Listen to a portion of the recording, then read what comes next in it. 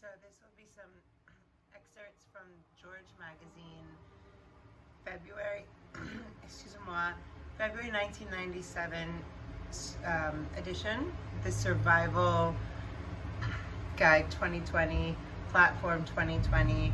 So Bill Gates, that whole interview is in other videos preceding this one. So it's basically 1997, he's going through, okay, so let's start with disease, now being 1997.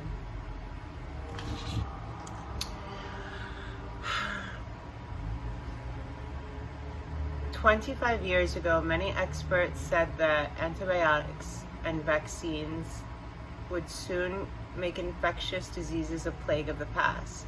Yet for every disease conquered,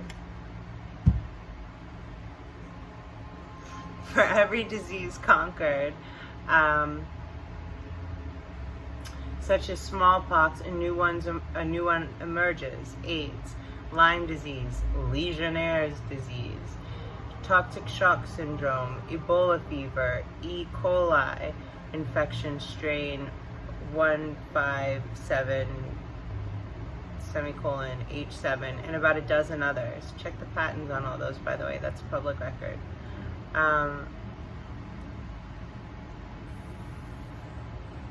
Each time a disease has been brought under control,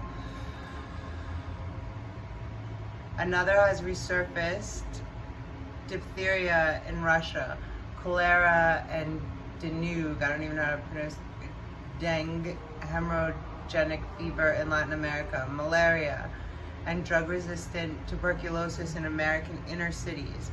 New illnesses have a number of sources: human contact with microbes from other species, AIDS, for example, which came from African monkeys, changes in the environment, Lyme disease from reforestation and suburban development, new technology, Legionnaire's disease from air conditioning and water heating systems,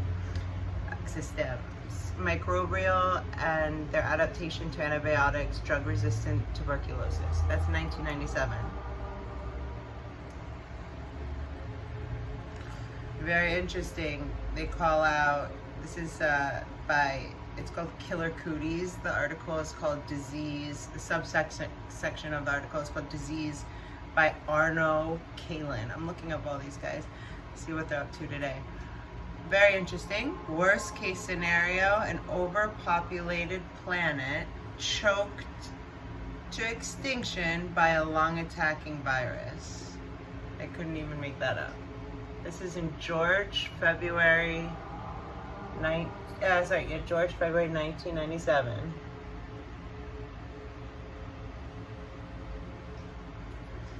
Okay, 2020. So this is what the 2020 call is going to be. "For decades to come, the toll of infections will be worse on poor and unstable nations. But new diseases will continue to appear in the prosperous ones as they have for decades. Americans will have aged, and age brings a greater risk for infection. People over 60 will benefit perhaps more than others from advances in medicine, but they will face new threats as well. Cancer treatments and organ transplants will be more successful, although one resulting problem may be greater vulnerability and to infections during surgery. As most people live longer, they will spend more time in hospitals and nursing homes exposed to drug-resistant microbes. Some people have built carriers, hawking the worst-case scenario: an overpopulated planet being choked to death by lung-attacking Andromeda viruses, for example. It's true that frightening global epidemics could arise from a new retrovirus, a killer flu, or Ebola-type pathogen running out of control. Because our technology and our behavior have sped up microbial evolution, reducing the threat of new plagues, our food and water clean. Sorry, skip the sentence. Excusez-moi.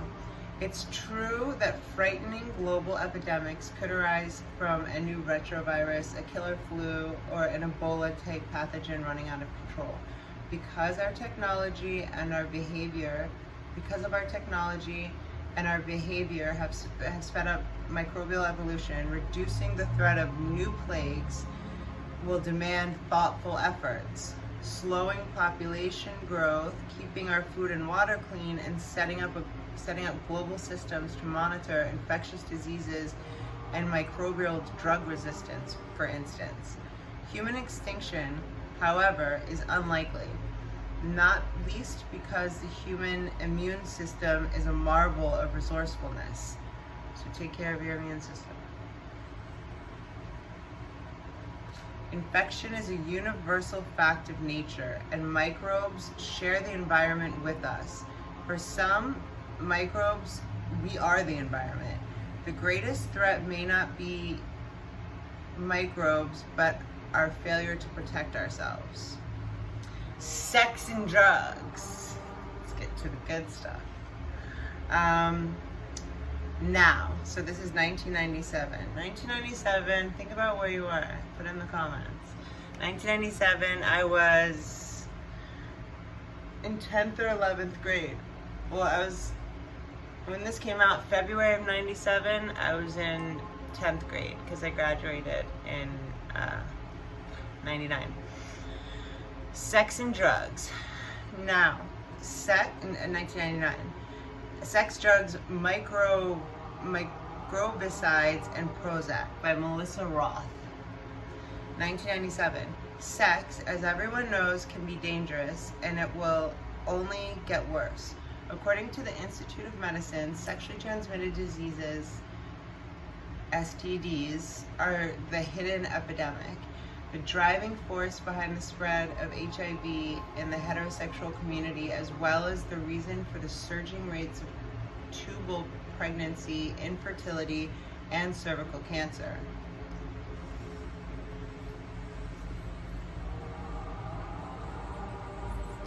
Non-HIV sexual diseases cost taxpayers $10 billion annually, according to the Institute, but the public sector spends only $1 to prevent STDs for every $43 spent on treatment and other costs. See how that already doesn't balance out? We spend less in real dollars today on STDs than we did in 1950, says Peggy Clark, president of American Social Health Association. As for illicit drugs, teen use has almost doubled since 1991. This is 97. According to the University of Michigan's Monitoring the Future study. And there is no shortage of blame. Bill Clinton, Nancy Reagan, the CIA, Snoop Dogg, Dogg, 1960s parents, depraved youth. In the meantime, jails are overflowing with non-violent drug offenders. I'm gonna repeat that. 1997, Democrats, jails are overflowing with non-violent petty drug offenders, while rapists wait for vacancies and governors scramble to pay for more prisons. Pedophiles as well. If recent polls and new state laws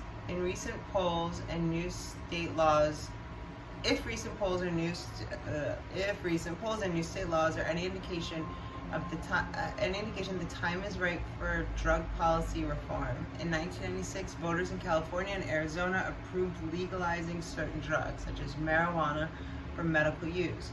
And in Arizona, they even agreed to replace jail sentences with rehab for petty drug offenders. That should just be 2020.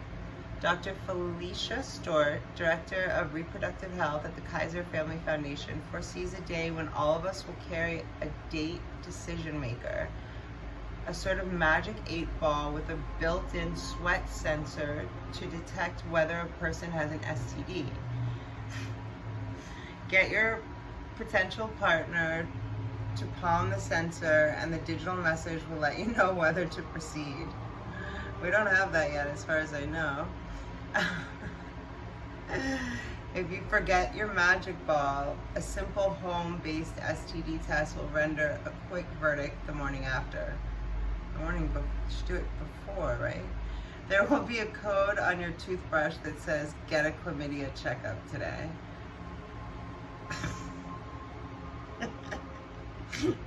That would be so funny. Says that store. Also, the Department of Health and Human Services recently dedicated $100 million to research, where's all this money, by the way? Microbicides that kill sperm, HIV, and STDs while keeping reproductive organs intact. I doubt they were that careful with the reproductive organs. Just from some research I've done external to this.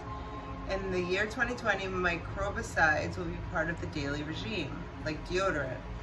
On the drug front, according to Drug Strategies, a nonprofit think tank, future prevention efforts will be based on developing kids' confidence using peer-led role-playing techniques to help them say no